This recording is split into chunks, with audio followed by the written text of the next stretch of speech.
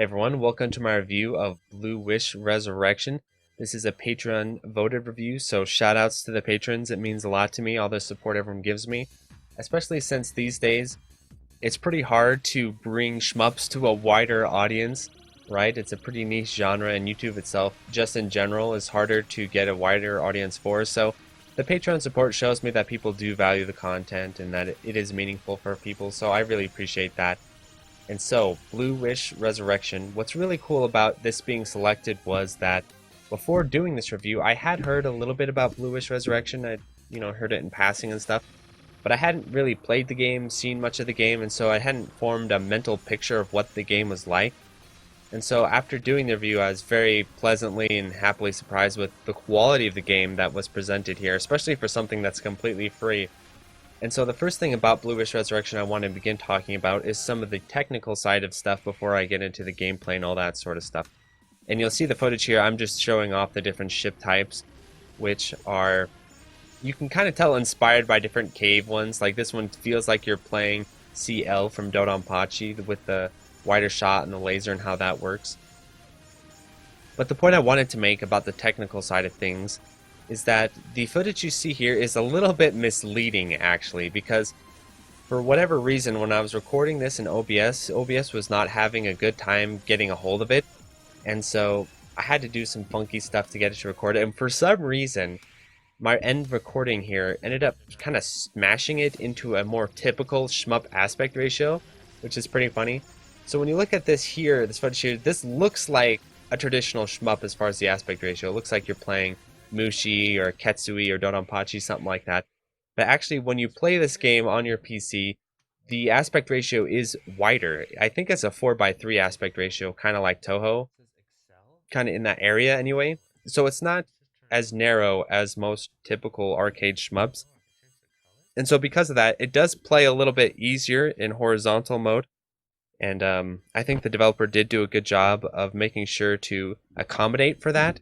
Because one thing I do want to mention, and I think Blue Wish Resurrection can now be a good example of this coming forward, is a lot of the newer shmups these days are kind of starting to push towards a wider aspect ratio. If not 16:9, which is like super wide, especially if you're a vertical shmup, but also 4:3 and stuff like that, is that when you put it into these wider aspect ratios, you do have to be careful that you're adjusting the way the bullets work, the enemies work, kind of like, and the way the ship moves, so it still feels and plays like a traditional vertical shmup, or well at least, where you're not having this issue where sometimes if you overstretch it, what ends up happening is your up movement and down movement feel weird and slow, then your side to side movement feels really fast, and so it kind of feels like you're playing Galaga or something like that rather than a traditional shmup.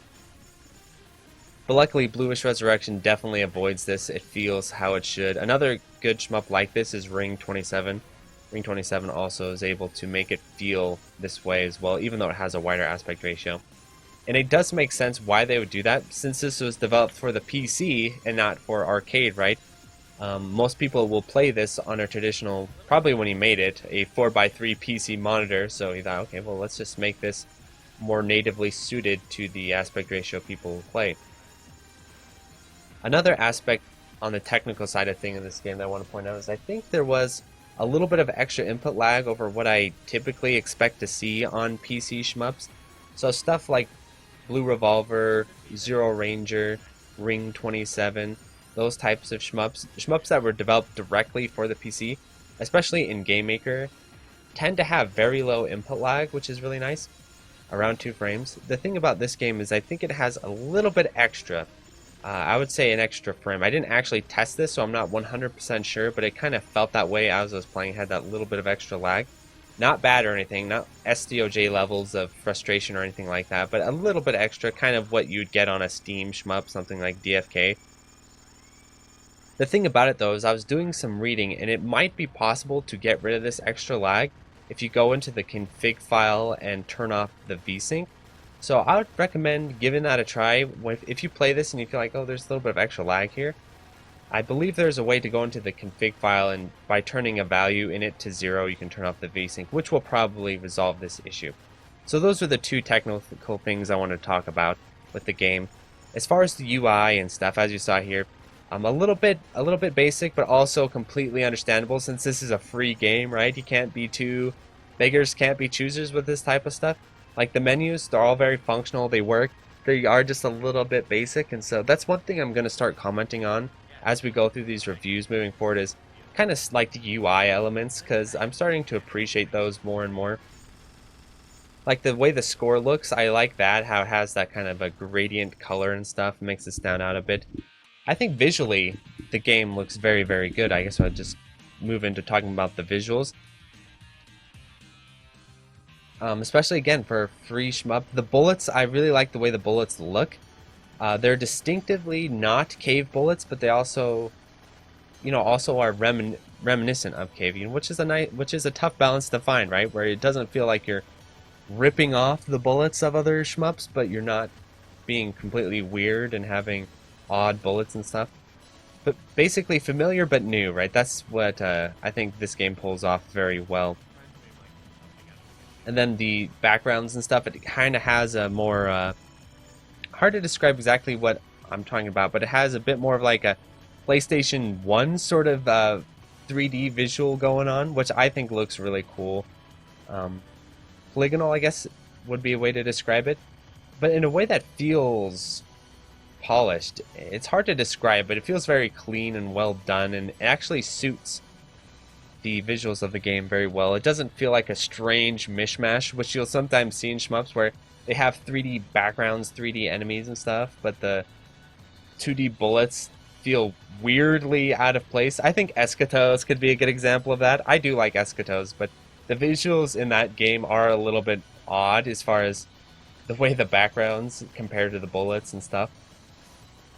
I think this game puts them together very well. It feels very natural and looks really good. I think the ship designs and enemy designs also look really, really good. Very well done. I think this developer has a lot of talent, and I think this game is pretty underrated. I mean, like I said before doing this review, I hadn't heard much about it, but I think there's a lot going on here. So let's talk a little bit about the gameplay now. So one thing you'll definitely notice if you're a Cave fan is this game is a definite love letter to Cave, or definitely deeply inspired, right? It's Cave up to the teeth as far as how rooted in those that style of bullet hell, where it also has a little bit of a Toho influence, you can tell, like the pattern you saw there. Feels like a Mushi type pattern is the way it's designed, but the bullet speeds and bullet density kind of feel more along the lines of a Toho game, so I think this is again another great middle ground option for if you're a Toho player wanting to get into shmups more, maybe give this a try, right?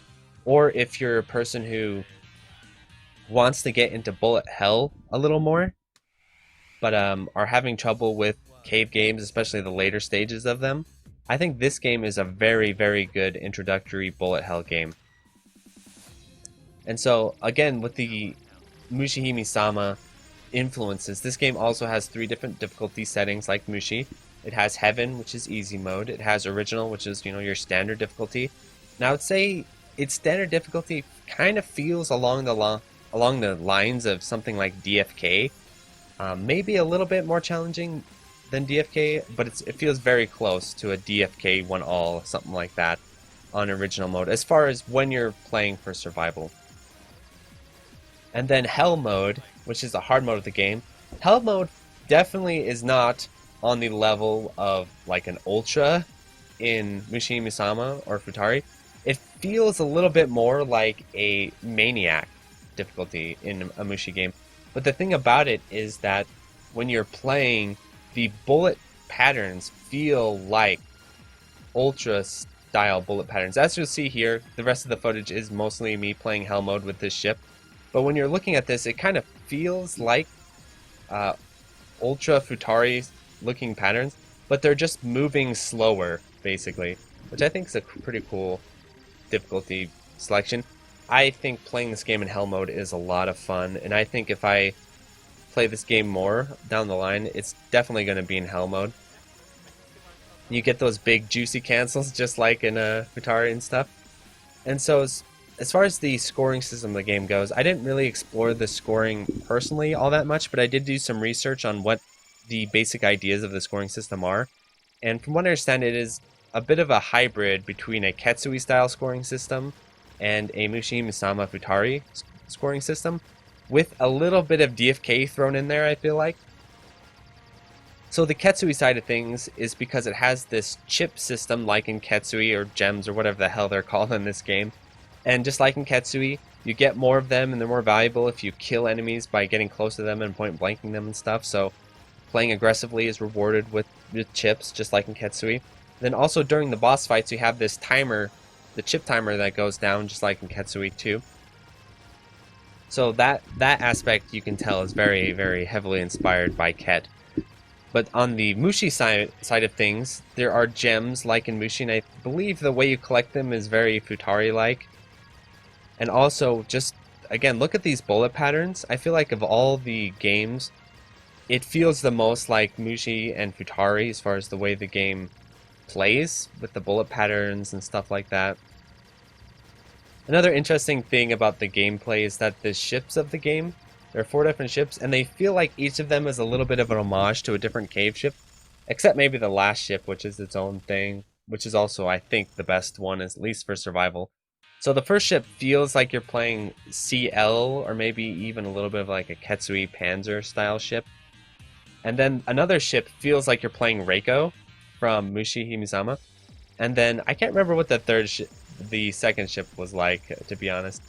I wasn't real a fan of that though. I don't recall it, so I must not have been that much of a fan. And then there's this last ship, which I believe is a homage to a previous ship called like Eden's Agnes or Agnes. I don't know how to pronounce that game, but yeah, it's basically the ship from the previous game this developer made, from my understanding. And it is really powerful, at least for survival, where it's basically got it all. It's got the screen coverage, it's got kind of like trailing options, but then it also, I believe, just puts out a lot of firepower as well. I think it's just meant to be a very OP ship, to be honest, but I could be wrong, because who knows, right? When it comes to scoring, sometimes stuff that seems OP isn't all that good for scoring. So, but I think for survival, it's definitely the ship to go with.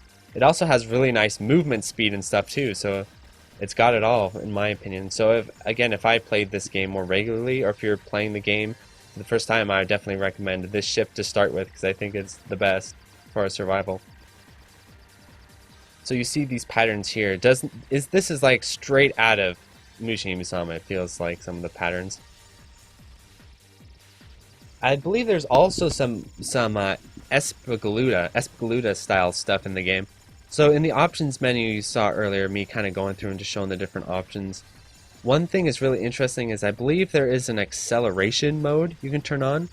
And basically what acceleration mode does is it gets rid of the slowdown and speeds the bullets up, like you're in overheat mode in Espagaluda. So just to explain what this is for people who maybe haven't played too much Espagaluda, which is another cave game. That's a game with a very interesting mechanic where you can slow down time, like bullet time, right? But the thing is if you overuse your bullet time, the game punishes you by speeding up the bullets. And so I believe that's what this the acceleration mode is emulating, is speeding up the bullets like they do in Espagaluda. Again, some of the stuff is hard to completely pin down what the intentions are, right? But I think that's what it's going for. Another interesting thing about this game to talk about is the fact that it so accurately simulates bullet slowdown. So the thing about this is a bit of a complicated point, but it's something I have been wanting to talk about, and I think this is the perfect occasion since this game is a prime example of this. But when it comes to slowdown in bullet hells, this is a pretty interesting topic as far as what the purpose is and what the origins are.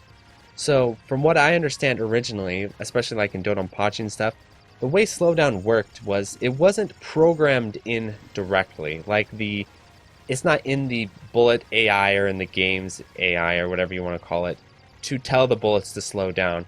What it is that back in the day, with Dodonpachi and stuff like that, Cave's hardware was pretty crap.